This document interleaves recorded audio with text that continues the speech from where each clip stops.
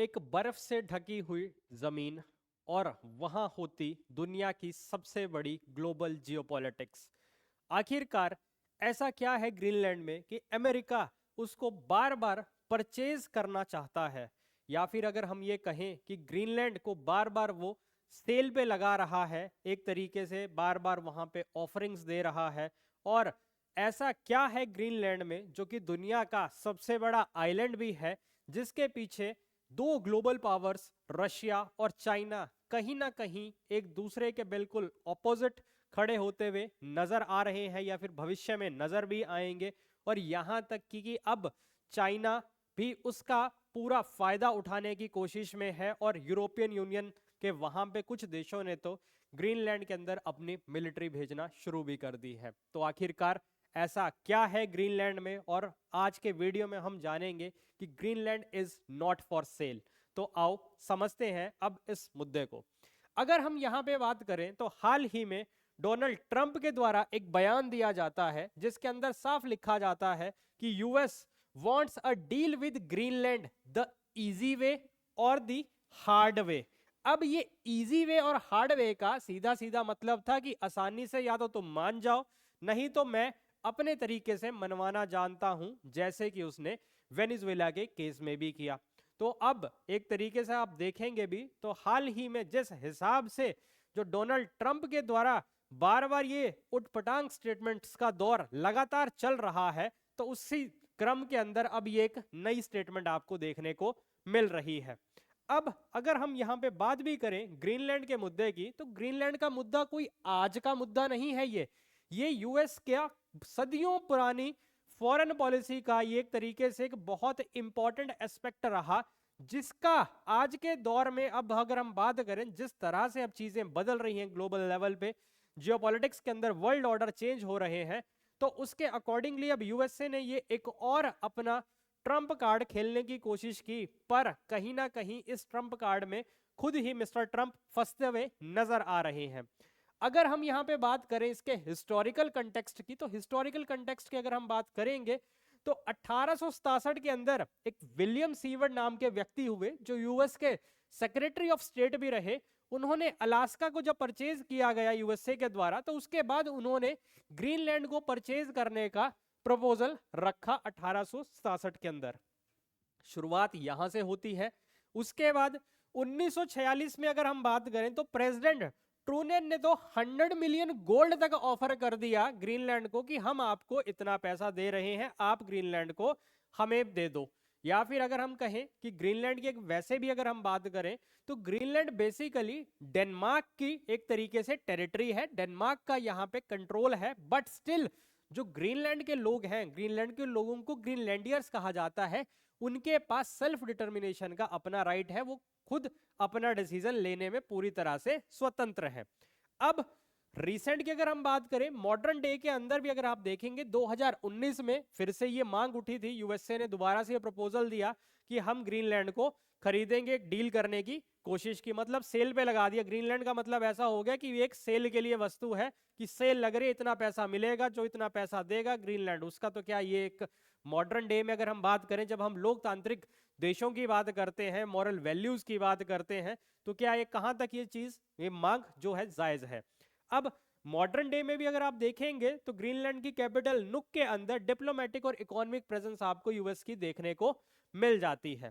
और वैसे भी अगर हम बात करें तो ग्रीनलैंड जो है एक ऑटोनॉमस टेरिटरी है डेनमार्क की, और ग्रीनलैंडर्स के पास राइट टू सेल्फ डिटर्मिनेशन भी है। तो ओवरऑल अगर हम बात करें तो कहीं ना कहीं चीज तो क्लियर है कि यूएसए का ये जो मुद्दा है ये आज का नहीं है, ये सदियों पुराना लॉन्ग टर्म उनकी फॉरेन पॉलिसी का ये पार्ट है। ये कोई रिसेंट इशू नहीं है जो कि डोनाल्ड डक ने ये रिसेंटली उठाया भी। क्यों? क्योंकि अगर मैं इस तरह से अगर संबोधन भी कर रहा हूं तो ये जिस हिसाब से जिस लेवल पे वर्ल्ड के अंदर चीजों को लेके उथल पुथल मचा रखी है पूरे वर्ल्ड के अंदर यूएस की, अब एक तरीके से दादागिरी जो अभी रिसेंटली हम नंगा नाच देख रहे हैं कि जहां पे उन्होंने लोकतांत्रिक सरकार को ही बदल के रख दिया, रिजीम चेंज कर दिया। अब रिसेंटली ग्रीनलैंड के ऊपर ये तो वो बात होगी कि जिसकी लाठी उसकी भैंस वाला, की आज के टाइम में लोकतंत्र की कोई वैल्यू नहीं है। तो इस तरह के जो इश्यूज आपको देखने को मिल रहे हैं यूएस की तरफ से, ये कोई आज के इश्यूज नहीं है, ये सदियों पुराने यूएस की ही पॉलिसी है, but now through why Donald Trump ये यूएस का जो रियल फेस है वो अब एक्सपोज होता हुआ दुनिया के सामने हम सब देख रहे हैं। इसके बाद मेन जो कारण है वो ये है स्ट्रेटेजिक मिलिट्री इंटरेस्ट। अब अगर मैं स्ट्रेटेजिक मिलिट्री इंटरेस्ट की अगर यहां पे बात करूंगा तो सबसे बड़ा कारण है ग्रीनलैंड की लोकेशन। तो ग्रीनलैंड बेसिकली एक स्टेशनरी एयरक्राफ्ट का काम करता है क्योंकि नॉर्थ पोल के पास है ये।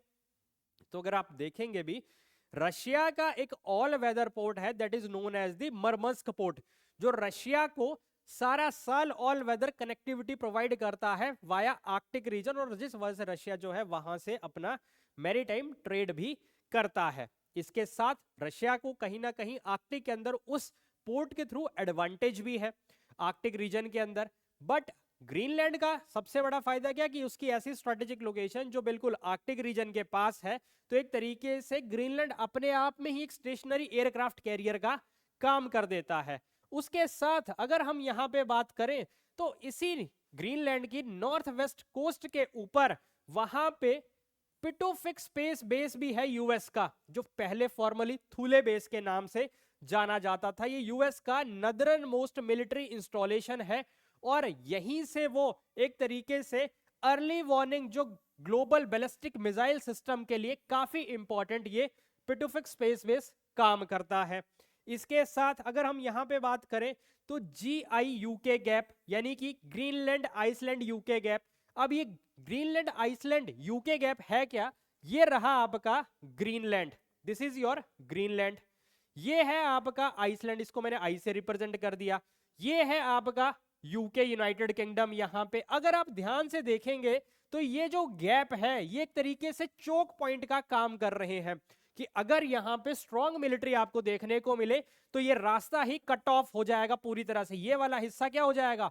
चोक हो जाएगा। तो कोई भी थ्रेट अगर यूएसए को आएगा यहां से आर्कटिक से, तो उसके लिए ये पूरी तरह से ये जो रीजन है ये एक तरीके से चोक हो गया।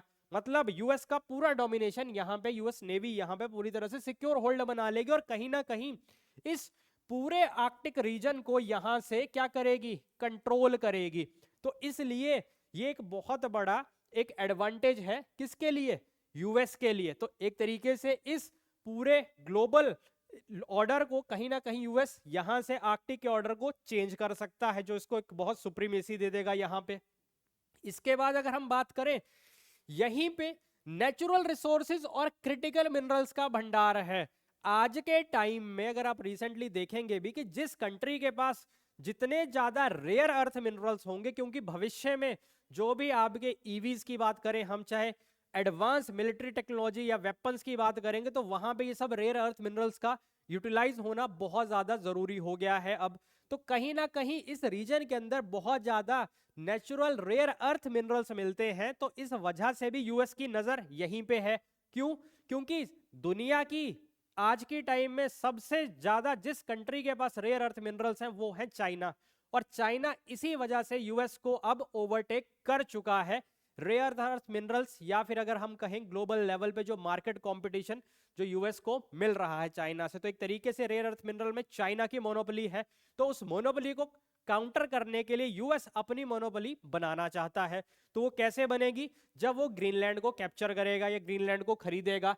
क्यों? क्योंकि इसी रेयर अर्थ मिनरल्स का यूज आपके विंड टर्बाइंस, डिफेंस सिस्टम या फिर ग्रीन टेक्नोलॉजी के अंदर बहुत ज्यादा होने वाला है। और फ्यूचर जिस हिसाब से हम बात कर रहे हैं ईवी की तरफ हम मूव ऑन कर रहे हैं, तो कहीं ना कहीं ये रेयर अर्थ मिनरल्स जो हैं बहुत इंपॉर्टेंट फैक्टर बनाने वाले हैं। और चाइना की मोनोपोली को काउंटर करने के लिए जिसमें हम बात कर रहे हैं ब्रेकिंग दी मोनोपोली, जहां पे वो चाइना की मोनोपोली को खत्म भी करना चाहता है, ताकि यहां पे जब इन मिनरल्स यूएसए के पास आएंगे तो चाइना की डिपेंडेंसी जो है वो खत्म होती हुई नजर आएगी। इसके साथ कुछ और कमोडिटीज जैसे कि डिपॉजिट्स ऑफ गोल्ड है, आपका आयरन ओर है, जिंक है, या पोटेंशियल ऑफशोर ऑयल और गैस के रिजर्व्स भी आपको यहाँ पे देखने को मिल जाते हैं। और वो तो कॉमन सा आज की कहावत है, जहां तेल वहां अमेरिका। तो ये तो कॉमन सी चीज आपको देखने को मिलती भी है। इसके बाद आर्कटिक ओशन जिस तरह से अब रिसेंटली अगर हम बात करें कि ग्लोबल लेवल पे क्लाइमेट चेंज हो रहा है, और क्लाइमेट चेंज जब हो रहा है तो उसका सीधा सीधा इंपैक्ट कहां पड़ रहा है? आर्कटिक रीजन के ऊपर पड़ रहा है। आर्कटिक में बर्फ बहुत तेजी से पिघल रही है और जब आर्कटिक की बर्फ जब पिघलेगी तो कहीं ना कहीं इस तरह के रूट्स आपको ओपन होते हुए नजर आ जाएंगे। अगर हम यहीं पे बात करें या इस पर्टिकुलर मैप के ऊपर भी आप ध्यान से देखेंगे यहाँ पे, तो अगर आर्कटिक की बर्फ यहाँ पे पर्टिकुलरली पिघलेगी तो ये देख लीजिए, ये है आर्कटिक रीजन। अब यहां से बर्फ पिघलेगी तो यहां से आपको मैरीटाइम ट्रेड रूट्स इजी हो जाएंगे, तो इतने लंबे चक्कर नहीं काटने पड़ेंगे।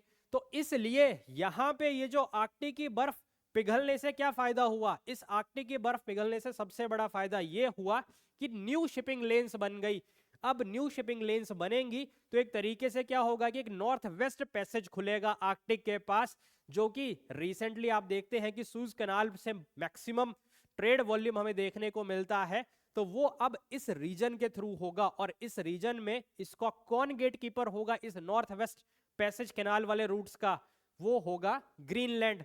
तो अगर यूएस ग्रीनलैंड को परचेज कर लेगा तो यूएस की दादागिरी, या एक तरीके से हम कहें यूएस इस पूरे रीजन को कंट्रोल करेगा और यहां से वो फिर व्यापार के थ्रू पैसा कमाएगा। तो ये भी एक इसका इंटरेस्ट है, क्योंकि न्यू शिपिंग लेन्स यहां पे डेवलप होती हुई नजर आ रही हैं, और जब ये चीज डेवलप होगी तो नॉर्थ वेस्ट पैसेज बहुत वायबल हो जाएगा और ये शॉर्टन कर देगा जर्नी किस किस के बीच, एशिया, यूरोप और यूएस की ईस्ट कोस्ट के बीच में।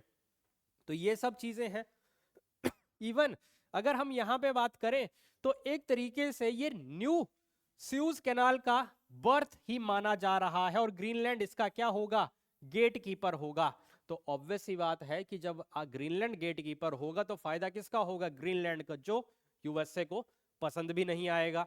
इवन अगर हम बात करें आर्कटिक गवर्नेंस की, तो जब ये यूएस जो है इस आर्कटिक, या फिर अगर मैं कहूं ग्रीनलैंड को ही परचेज कर लेगा तो उसका वर्चस्व तो वैसे बढ़ जाएगा।